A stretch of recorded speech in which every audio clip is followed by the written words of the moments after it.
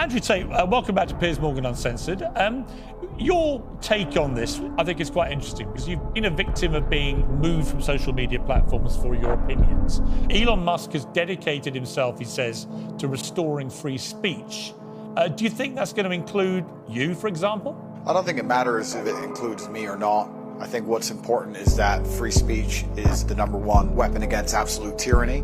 And although you cannot have complete free speech because then conversations completely break down into asinine insult fests, I do like the idea of the changing of the guard when it comes to control over information. What happens is when you censor an entire side of the argument and only allowed one side of the argument to have a voice, you are changing reality in real time. You are shaping the world.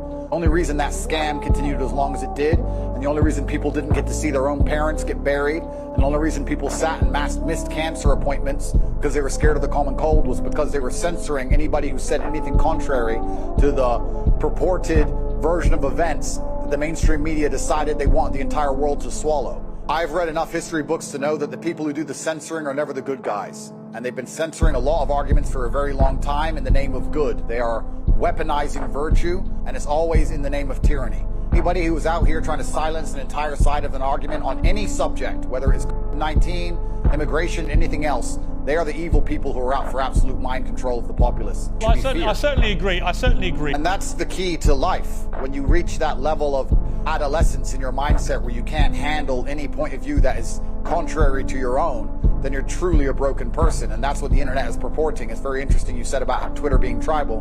There's a large contingent of people on Twitter who simply cannot handle reading an opinion which differs from their own. And that is a degree of immaturity that we do not need adults to be functioning with in the modern world. No, I agree. For Elon Musk, this idea of charging $8 now a month to access the blue tick, do you do that? Would you pay the extra? I think that social media companies for a very long time have lived in an absolute fantasy where they've printed money from thin air by charging people for pixels, and they grew into these large conglomerates with too many staff sitting around doing nothing, having coffee breaks.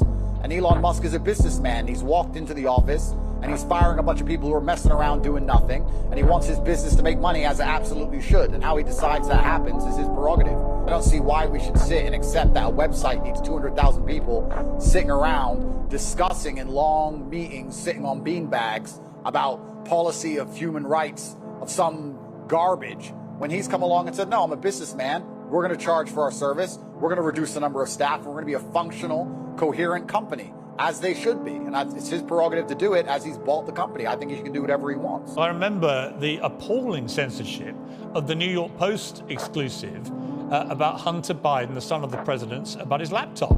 This is 3 weeks before the election that Joe Biden won. He was heading, to a possible victory, but it was tight.